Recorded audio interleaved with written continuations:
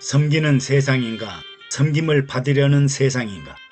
예수님은 세상을 어떻게 보셨을까? 인자가 온 것은 섬김을 받으려 함이 아니라 도리어 섬기려 하고 자기 목숨을 많은 사람의 대속물로 주려 함이니라. 예수님은 세상을 섬기는 세상이 아니라 섬김을 받으려는 세상으로 보셨습니다. 사람의 속성과 본질은 부귀 공명 출세의 성공을 통해 섬김을 받고 대접받고 칭찬받고 존경받고 인정받기를 원합니다.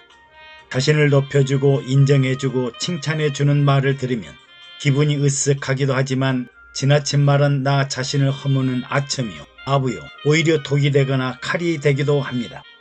예수님이 말씀하시는 섬김은 하나님을 예배하고 찬양하고 경배해서 시작됩니다. 하나님을 온전히 예배하지 못하면 이웃을 섬길 수 없으며 참된 예배는 반드시 삶의 섬김으로 이어지기 때문입니다. 하나님을 섬기지 못하고는 신령과 진정한 예배를 드릴 수 없습니다. 당시 유대인들은 창조자, 절대자, 전지전능하신 하나님을 알면서도 하나님을 하나님답게 사랑하거나 찬양하거나 경배하지 못했습니다. 하나님을 주인으로 섬긴다면 종들의 섬기는 마음과 자세는 마음을 다하고 목숨을 다하고 뜻을 다하여 귀를 쫑긋하게 세우고 깍듯하게 섬기고 명령대로 순종했을 것입니다. 또 당시 유대인들은 하나님의 모양과 형상으로 태어난 사람이요 하나님의 선민과 성민이었으나 자기보다 가난하고 권력이 없고 연약하고 지식이 부족하고 장애가 있으면 무시하고 멸시하고 하나님께 저주를 받아 매를 맞는다고 비난하고 심지어 격리하고 살았습니다. 섬김과 돌봄을 통해 하나님 나라 천국을 이룩하고 하나님을 사랑하고 내 이웃을 내 몸처럼 사랑하고 존경하고 섬겨야 합니다. 오늘날 자유와 인권을 보장받고 인간으로서 존엄과 가치를 인정받는 천부인권설은 17세기에서 18세기의 영국 시민혁명과 프랑스 대혁명을 통해 등장하였습니다. 당시 왕과 귀족과 봉건 영주들은 왕권 신수설을 바탕으로 절대 왕정 체제에서 모든 권력과 재산을 독점하였으며 자신들이 누리는 권리는 하나님의 선물이라고 믿고 극단의 자유주의와 개인주의에 몰입되었습니다. 이에 반기를 든 시민혁명은 천부인권설을 외치면서 사람들은 태어날 때부터 하나님께서 자유와 인권과 생명을 보장하셨으며 어느 누구도 침해할 수 없는 절대 불가침이라고 주장하였습니다. 또 인간다운 생활을 보장하는 생존권적인 기본권은 1차 세계대전이 끝난 이후 1919년에 제정된 독일의 바이마르 헌법에 질병으로부터 보호, 가난으로부터 보호, 생존권적인 기본권이 보장되기 시작하였습니다. 그러므로 인간다운 보장을 받는 시기는 거의 최근이라고 봐야 합니다.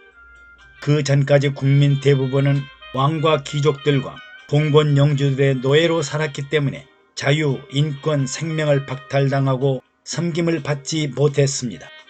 여성평등권의 상징인 여성투표권 행사도 2차 세계대전 이후라고 합니다. 또 우리나라도 반만년 동안 양반과 상민의 계급사에 구속되어 피지배 계층인 상민들은 혹독한 폭정에 시달리고 살았습니다.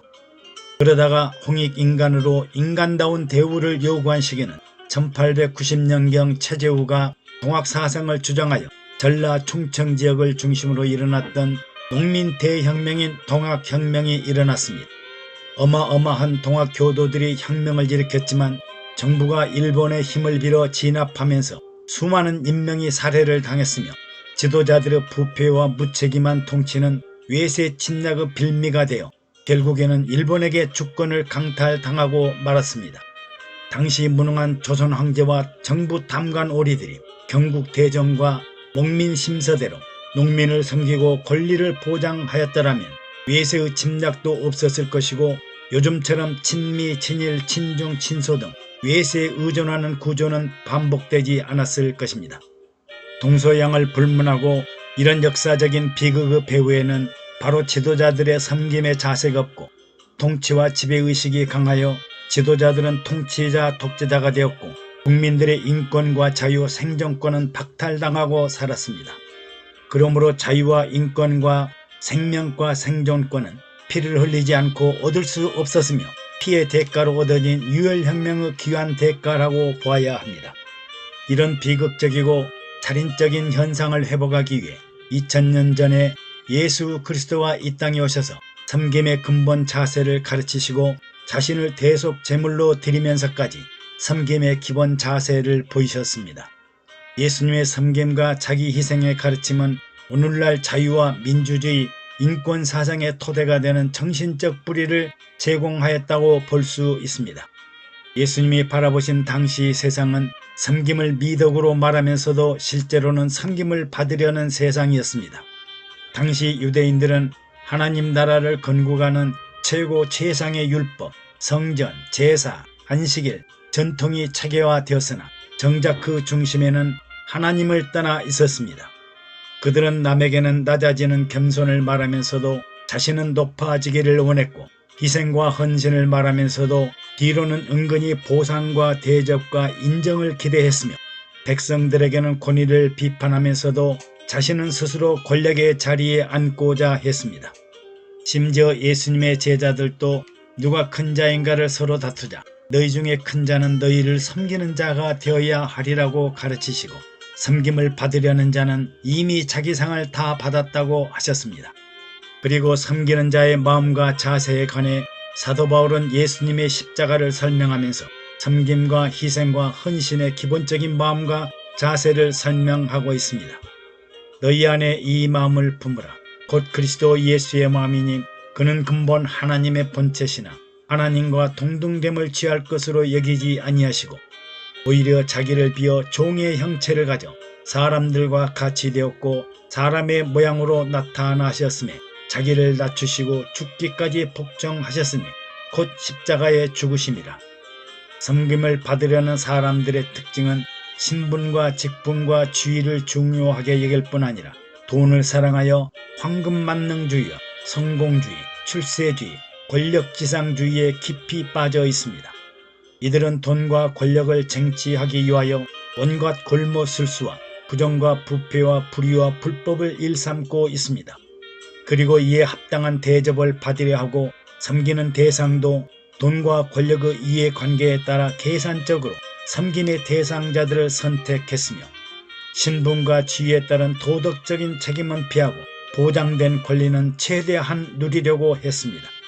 그들은 희생과 헌신이 없는 영광을 원하고 겉으로는 봉사하고 충성하는 것처럼 보이지만 실제로는 돈과 권력을 섬기는 우상숭배자와 같은 사람들입니다. 오늘의 현실 사회와 교회도 예수님 당시와 다르지 않습니다. 지도자의 리더십은 섬김의 기회가 아니라 권력의 도구가 되었고 봉사와 돌봄은 행위를 드러낸 성공과 출세의 이미지를 드러내고 있으며 교회마저 경제적인 논리로 움직이기도 합니다. 하나님 나라 지도자들은 세상의 방식이 아니라 섬김과 돌봄을 통해 삼위일체 하나님의 영광을 증거하는 마음과 자세로 살아야 합니다. 예수님이 바라보신 세상은 섬김을 잃어버린 세상이었으며 예수님은 그 세상을 구원하시기 위해 섬김의 가장 낮은 자리, 십자가의 자리로 내려오셨습니다. 섬김은 선택이 아니라 그리스도를 믿는 자들의 정체성입니다. 인자가 온 것은 섬김을 받으려 함이 아니라 도리어 섬기려 하고 자기 목숨을 대속물로 주려 함이니라. 이 말씀이 하나님 나라 지도자 여러분들에게 그의 나라와 그의 의를 위해 항상 언제 어디서나 사명과 소명의 기준이 되기를 간절히 소원합니다. 애청해 주셔서 감사합니다. 샬롬.